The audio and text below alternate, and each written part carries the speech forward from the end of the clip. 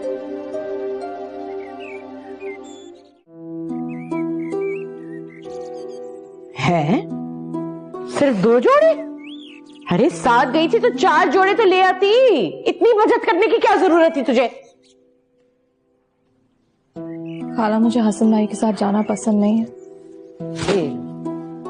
एक तो इतनी मिन्नतें तरले करके वो तुझे लेकर साथ गया और तू कह रही है तुझे अच्छा ही नहीं लगता? नेकी का तो जमाना ही नहीं है। पकड़ इसे।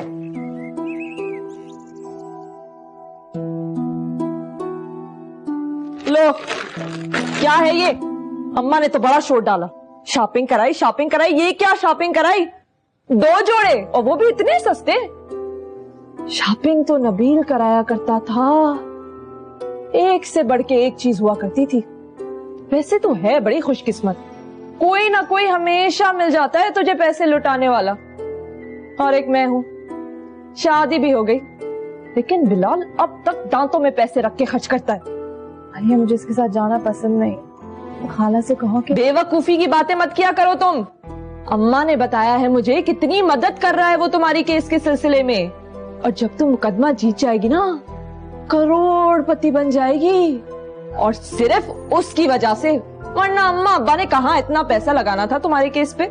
मुझे पैसा नहीं चाहिए, जायदाद नहीं चाहिए। क्या करूंगी मैं रुपए पैसों का?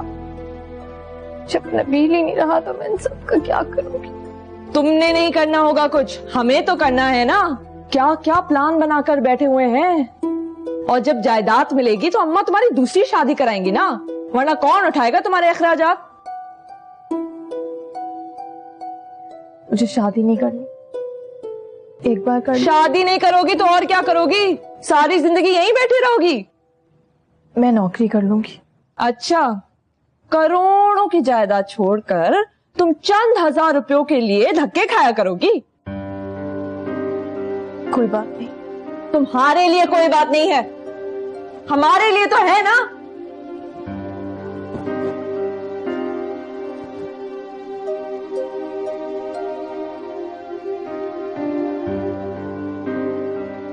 अगर नबील से पहले मैं तुम्हें देख लेता ना, तो मैं तुम्ही से शादी करता। ये तो बस मेरी बदकिस्मती और नबील की खुशकिस्मती।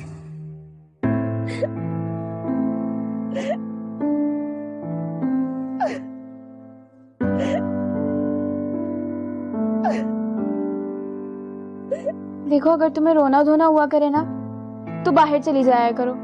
एक तो वैसे ही रात को नींद नहीं आती, ऊपर से तुम्हारे रोने धोने सुनूं।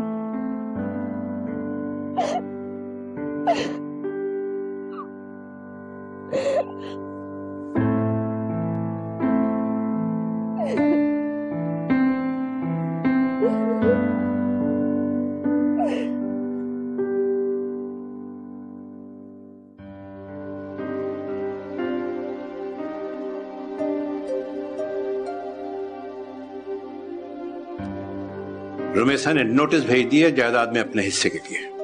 क्या? इतनी हिम्मत उसकी? अब आपको अंदाजा हुआ मैं उस लड़की के साथ नबील की शादी पे क्यों तैयार नहीं थी?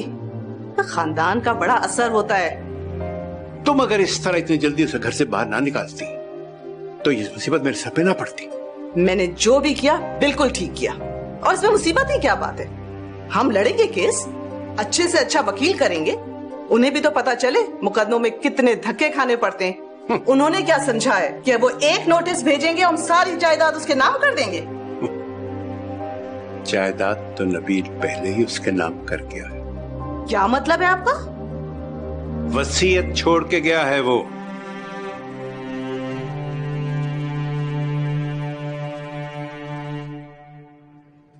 कोई बात करो, कब तक इस तरह खामोश बैठी रहोगी?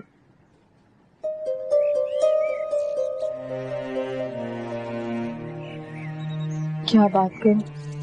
कुछ भी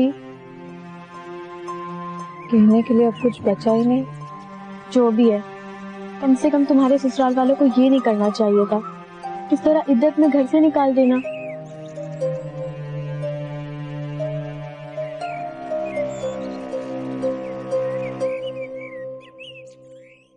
जाहिर है करोड़ों की जायदाद करवाई हुई नबील ने उसके नाम पे, तो लोगों ने आराम से तो नहीं बैठना था, कोई ना कोई कदम तो उठाना था उन्होंने। तुम लोगों की गलती है, तुम लोग को उसे इस तरह घर से नहीं निकालना चाहिए था, थोड़ा बहुत दे देते, पेपर्स पे साइन करवा लेते, फिर भेजते उसे यहाँ से। हमें थोड़ी पता था कि नबील ने कोई वसीयत कर रखी होगी।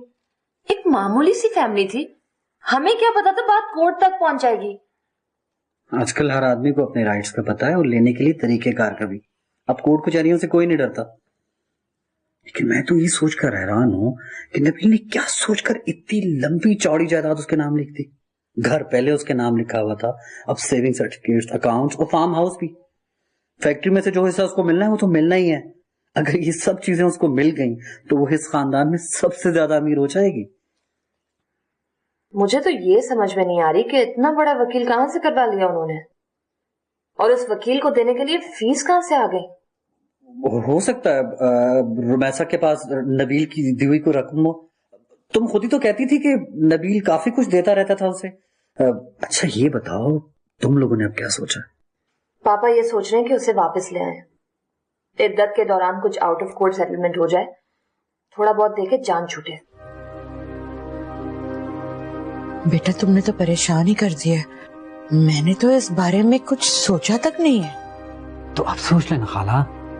अभी तो उसकी इद्दत भी पूरी नहीं हुई, हम कैसे उसकी शादी के बारे में सोच लें? खाला सोचने में हर चीज क्या है। इद्दत खत्म होने के बाद भी तो आपने सोचना ही है ना। घर बिठा के तो नहीं रखना ना आपने उसे। हाँ ये बात भी ठीक है, लेकिन मैंने सोचा है कि जरा जायदाद का मामला पहले हल हो जाए, फिर सोच लेंगे रुमैसा की शादी के बारे में भी। अभी तो मेरे ख्याल में रुमैसा खुद भी तैयार नहीं होगी। खाला जायदाद का मामला इतनी जल्दी हल होने वाला नहीं, सालों लग सकते हैं। हा? सालों लग जाएंगे? खाला आप कभी कोर्ट कचहरी गई नहीं ना, इसलिए आपको पता ही नहीं है। यहाँ तो एक साइकिल लेने के लिए कितनी कितनी पेशियां भुगतनी पड़ती हैं, और ये तो फिर करोड़ों की जायदाद की बात।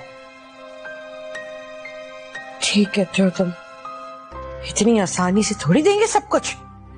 इसीलिए तो खाला मैं कह रहा हूँ कि आप रुमैसा की शादी मुझसे कर दें। मैं उसकी जिम्मेदारी उठा सकता हूँ, अलग घर में रखूंगा उसे, बल्कि आप सब लोग भी वहीं उसके साथ रहें। दूसरी बीवी के तौर पर मैं उसके सारे हकूक पूरे करूंगा। अच्छा फिर मैं रुमैसा के खालू से पहले पूछ लूं।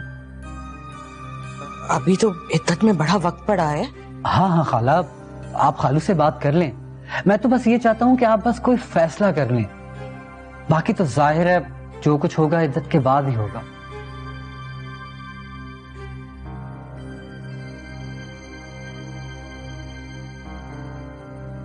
तुमने कहीं कोई वादा तो नहीं कर लिया उससे? मैंने कोई वादा नहीं किया उससे। उसे सिर्फ ये कहा है कि मैं उसके खालू से मशवरा करके फिर तुम्हें बताऊंगी। लेकिन उसकी एक बात मुझे बहुत अच्छी लगी है।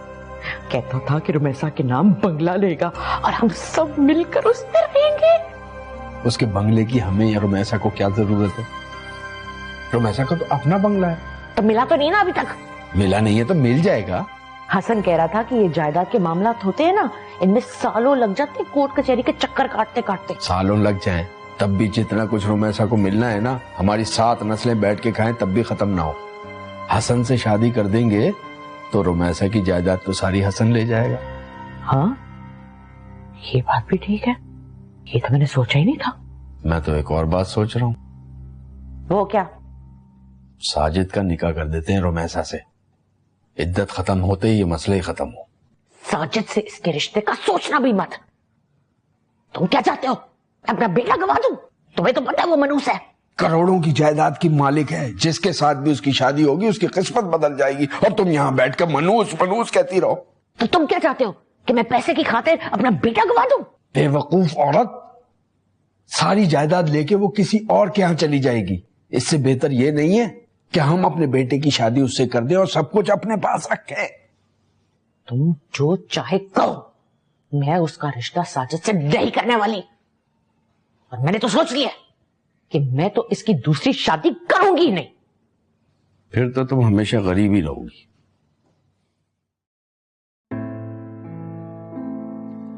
जो असली वाला क्रिस्टल बॉल होता है ना, जिसमें से मुस्तकबिल देखा जाता है, वो ये वाला नहीं होता।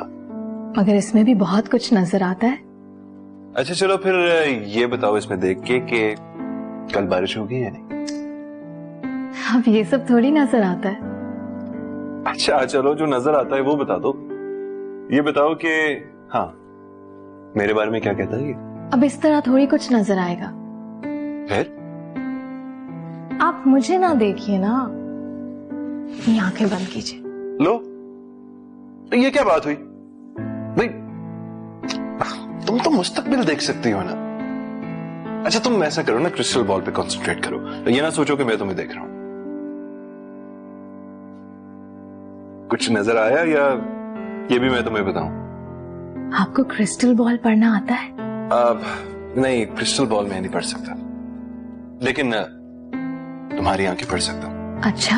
हाँ हाँ, लो मैं तुम्हारी आंखें पढ़ता हूं। तुम ऐसा करो कि मेरी आंखों में देखो और बल्कि नहीं चुपकानी।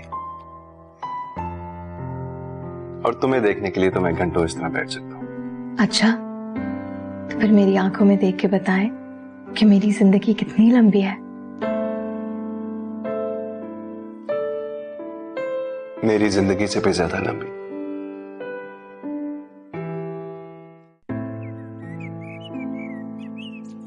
ये बैठे बिठाए नई मुसीबत आ गई है सर पे। क्या हो गया अम्मा? रुमैसा मां बनने वाली है।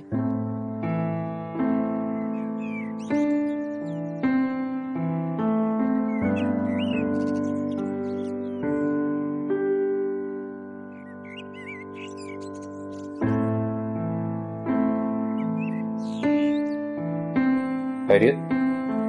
इतनी इमरजेंसी में आपको मुझे कराची बुलवाने की क्या जरूरत पड़ गई? घर में सब कुछ ठीक तो है? हाँ, घर में सब कुछ खैरियत है।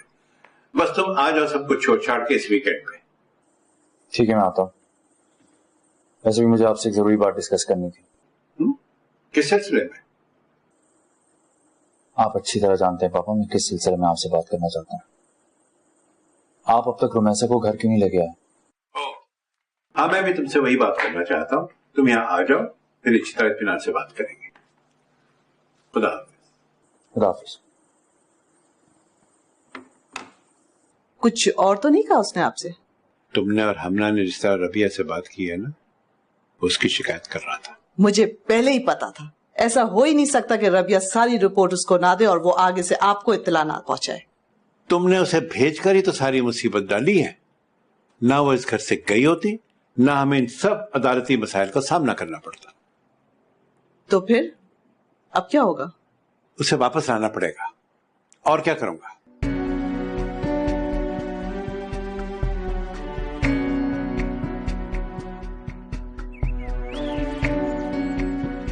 अरे परेशान क्यों हो रही हो? अच्छा है बेटा हो जाए, जायदाद में हिस्से का केस और मजबूत हो जाएगा।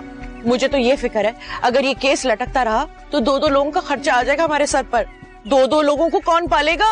वो कल की बात है, देखी जाएगी। मैं तो वाकई सोच रही हूँ हसन के रिश्ते के बारे में। एक बार रिश्ता हो जाए, जायदाद मिले ना मिले, ये जिम्मेदारी तो हमारे सर से उतर जाएगी। ऐसी हिमाकत बिल्कुल नहीं करना। हजारों का खर्चा बचाने के चक्कर में करोड़ों निकल जाएंगे हमारे हाथ से। मैं तुम्हें समझाता हूँ ना यही बात कि सब्र, थोड़ा इंतजार कर लिया करो, जल्दबाजी ना किया करो। इसमें जल्दबाजी वाली कौन सी बात है? तुम क्या समझते हो, हसन जैसे रिश्ते रोज आ जाएंगे इस घर में? हसन कौन सा छड़ा छाट है? दूसरी शादी कर रहा है वो, और दूसरी शादी करने वाले तो बहुत सारे मर्द मिल जाएंगे रोमिसा को। हाँ, मगर इतना अमीर? वो अमीर है तो किस काम का? क्या फायदा? एक वकील का इंतजाम करने के अलावा उसने क्या किया है हमारे या रोमेशा के लिए? ये भी ठीक है। बस यही बात तो मैं समझाता हूँ, जल्दबाजी करने की कोई जरूरत नहीं है। फाकरा, मैंने बहुत डांटा है रबिया को। तुम तो जानती हो आजकल के बच्चे, पता नहीं क्या क्या उनके दिमाग में आता रहता है। मुझे तो रबिया के रवैये से बहुत मायूसी हुई है। मेरी भांजी होकर मेरी फैसलों को गलत कह रही है। अरे नहीं नहीं, ऐसा मत सोचो।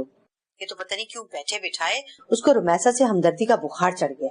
और सबसे बुरी बात तो मुझे ये लगी कि मेरे खिलाफ जीशान के कान भरे और हर बात की रिपोर्ट की। रिपोर्ट क्यों करेगी? क्यों भरेगी कान वो तुम्हारे खिलाफ? तुम्हें तो पता है कि वो रोज आना उससे बात करती है, ऐसे ही जिक्र कर दिया होगा। अगर मुझे पता होता ना वो इतनी नासमझ है तो मैं कभी जीशान से उसका रिश्ता ना करती। फैमिली की सारी मुखालफत के बावजूद मैंने जीशान से इसका रिश्ता किया था। खुद जीशान को इतना एतराज था कि वो माँ बाप की लाडली और खुदसर है, पता नहीं मिजाज एडजस्ट होगा या नहीं होगा। तुम फिक्र ना करो, वो ठीक हो जाएगी। आजकल मैं उससे इसी बारे में हर वक्त बात करती रहती हूँ। कहती रहती हो, अच्छा करती हो, लेकिन फिलहाल तुम्हारी नसीहतों का और हिदायतों का उस पर कोई असर नजर नहीं आता। अच्छा खैर, मेरे कुछ मेहमान आने, मैं तुमसे बाद में बात करूंगी। खुदा हाफिज। हाँ, मैंने रुमैसा के खालू से बात की है, लेकिन वो नहीं मान रहे। रुमैसा से भी बात करके देखी है, वो भी नहीं मान रही। खाला, मैं खालू को मना लूंगा, बस आप मुझे रुमैसा से बात करने दें। वो तो तुम्हारी बात ठीक है बेटा, लेकिन अब एक और मसला पड़ गया है। जाहिर है बच्चे की वजह से। खाला, मुझे बच्चे पर भी कोई एतराज नहीं है, मैं रुमैसा के साथ बच्चे को भी पाल लूंगा, बाप जैसी मोहब्बत दूंगा उसे। आप इस बात की फिक्र न करें। हाँ, मगर फौरी तौर पर वो इस मसले पर बात नहीं करना चाहते। चलें, कोई बात नहीं, आप चंद दिन बाद बात कर लीजिएगा, बल्कि मैं बात कर लूंगा। लेकिन मैं आपको बस ये बता रहा हूं कि खानदान वालों का ये इरादा बन रहा है कि वो रुमैसा को वापस उस घर में ले जाएं। अब सवाल ही नहीं पैदा होता कि मैं दोबारा उसे उस घर में भेजूं, चाहे वो 100 दफा आके यहाँ पर नाक रगड़ के जाए। अगर उन्होंने लेकर जाना ही है तो उसको अपने बंगले में लेके जाएं, बल्कि हम लोग भी साथ जाएंगे उसके। जी जी, बिल्कुल ठीक है। तुम फिक्र ना करो, अब चाहे जो मर्जी आए, हम नहीं भेजने वाले उसे। खाला, बस मैं आपको यही बताना चाहता था, और प्लीज अगर वहां से कोई आए तो मेरा जिक्र मत कीजिएगा। आपको तो पता है ना, मेरी पोजीशन बड़ी नाजुक है उस घर में। हाँ हाँ, तुम फिक्र ही ना करो बेटा, हम क्यों लेंगे तुम्हारा नाम खामखा। अरे तुम तो फरिश्ता बन के आए हो हमारे पास, इतनी मदद कर रहे हो हमारी। शुक्रिया खाला, आप मुझे रुमैसा से बात करने दें, मैं उसे मना लूंगा। अच्छा अच्छा, देखते हैं।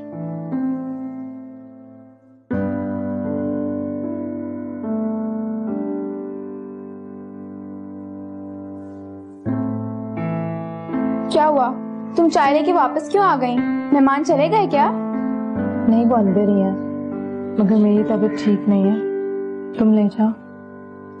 ये तुम तबीयत की खराबी का बहाना लगा लगा के सारा काम मुझ पे ना डाल दिया करो। मैं तो वैसे ही कुछ दिनों की मेहमान हूँ इस घर में, ना कि तुम लोग को मेरी खिदमत करनी चाहिए, मुझे काम करने बिठा देते हो।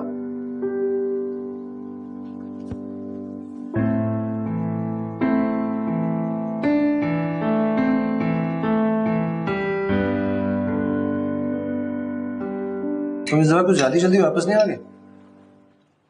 अभी तो 2 ही हफ्ते हुए थे तुम्हें गए। पापा ने बुलवाया था, कोई जरूरी काम था उन्हें मुझसे, इसलिए नहीं जाना पड़ा। तो अच्छा, पापा ने बुलवाया किसी जरूरी काम से? क्या जरूरी काम है ये? जो भी जरूरी काम हो उससे तुम्हारा ताल्लुक। अगर इस जरूरी काम का ताल्लुक फैक्ट्री से है तो फिर मेरा ताल्लुक भी है। आप मुझे नजरअंदाज करके बिजनेस जीशान के हवाले नहीं कर सकते। जॉब कर रहे हैं, जॉब करने दें। मैं क्या कर सकता हूँ और क्या नहीं कर सकता ये मैं अच्छी तरह से जानता हूँ। ये मेरा बिजनेस है, मेरी फैक्ट्री है, मैं जिसको चाहूँ सौंपता हूँ। वलीद भाई ठीक कह रहे हैं पापा, आप इस तरह हमें इग्नोर करके सारा बिजनेस ईशान के हवाले नहीं कर सकते। वो ऑलरेडी अपनी लाइफ में सेटल्ड है, जॉब कर रहा है, उसे जॉब करने दें। हम आपकी मदद कर सकते हैं, हम यहाँ क्यों इस तरह हाथ पे हाथ देने बैठे हैं? हम इससे तुम्हारी क्या मदद? नहीं तुम इस जिंदगी में कारोबार कर तो देखो या हसन जिसने जब भी कारोबार किया उसको पहले बोलो, या वही जो सिर्फ इस बात का माहिर है कि दोस्तों से कर्ज लेकर रुपया उड़ाता है। तो आप मेरी इंसल्ट कर रहे हैं? नहीं बेटे, मैं तुम्हें हकीकत बता रहा हूं। क्या मैं तुम्हें वो फहरिस्त पेश करूं उन दोस्तों की जिनसे तुमने कर्ज लिया और मैंने उनका कर्ज चुकाया? लेकिन बिजनेस का एक्सपीरियंस तो जीशान को भी नहीं है। अगर आपको ये लगता है कि मैं कॉम्पिटेंट नहीं हूँ तो फिर जीशान कौन सा कॉम्पिटेंट है? मैं डिनर टेबल पे बिजनेस के मामला डिस्कस नहीं करना चाहता। अगर आप लोगों को किसी ने बहस करनी है तो बाद में कर पाए।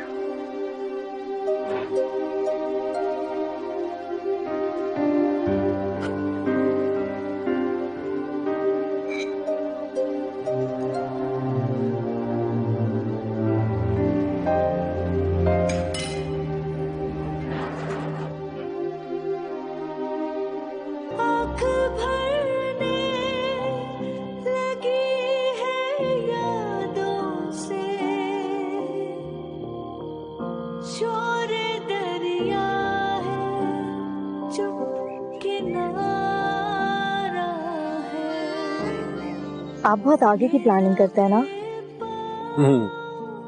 हाँ, ये तो तुमने ठीक कहा।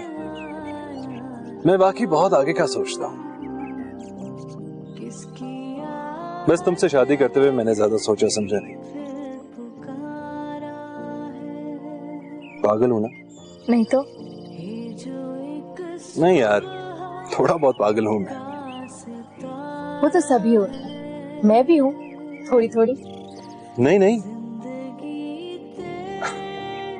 तुम तो एक शरीफ, नेक, सुघड़, कम गो, अच्छी सी, प्यारी सी लड़की हो। ये पागल वागल वाली क्वालिटीज तुममें नहीं है।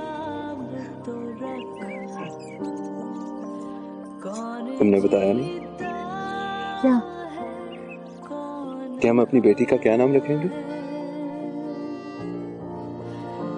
जो एक सुबह का सितारा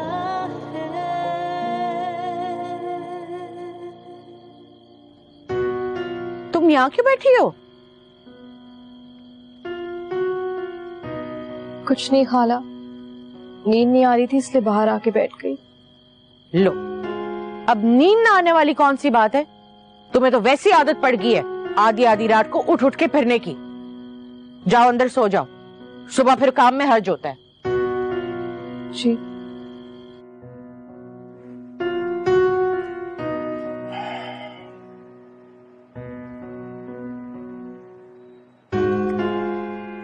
आज जो कुछ भी मैंने देख और सुन लिया है, उसके बाद छुट्टी लेके आके बिजनेस संभालने का तो सवाल ही पैदा नहीं होता।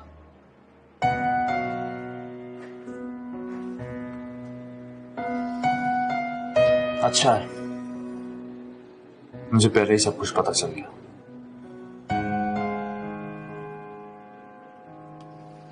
बाद में पता चलता तो और बड़ी परेशानी होती मेरे लिए।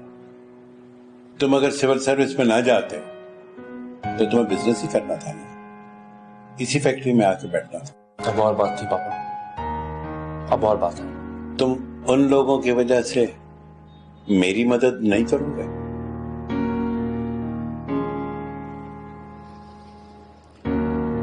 मेरा ख्याल है कि हमना और वलीद भाई आपका फैक्ट्री में हाथ बटाएं तो बेहतर है।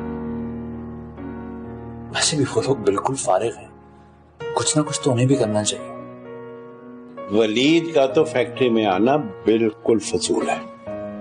वलीद 12 बजे फैक्ट्री आता है, फिर उसके दोस्त आ जाते हैं, फिर गपशप होती है, महफिल जमती है, काम कुछ नहीं होता। और हमना ने सारी जिंदगी एक पैसा बचाया नहीं है, तो कमाएगी क्या?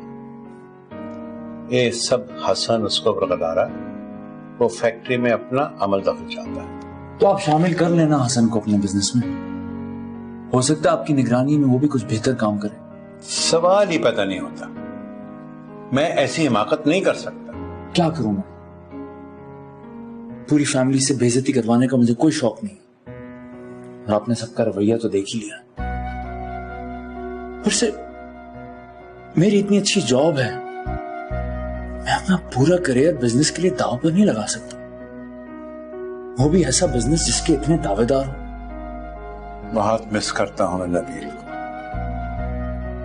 वो जिंदा होता तो सारे काम आसानी से चल रहे होते, मुझे फिक्र करने की कोई जरूरत ही ना होती। अब नबील नहीं है ना, तो मुझे ऐसा लगता है मैं किसी भंवर में फंस गया।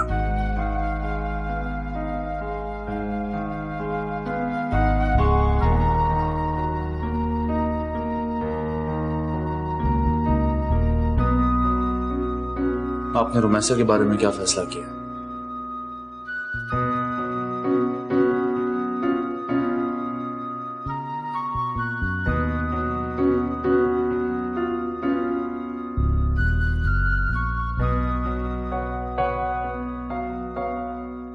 मैं रमेशा से बात कर सकता? लेकिन खाला। लेकिन क्या? कम से कम आपकी जबान से ऐसी बात सुनने की तवक्को नहीं कर रहा था। ये सारा मसला तुम्हारी वजह से खड़ा हुआ है। तुम्हें किसने कहा था कि बगैर मुझसे पूछे उसे घर से बाहर निकाल दो? बात तो ठीक है तुम्हारी। मैंने तो उससे रिश्ते की बात भी कर ली है। हबीब जैसा लुच्चा लफंगा कामचोर रुमैसा से शादी करेगा? चीजें इंसानों की रिप्लेसमेंट नहीं होती। तो अब आप अपनी बहू के लिए रिश्ता ढूंढते फिरेंगे?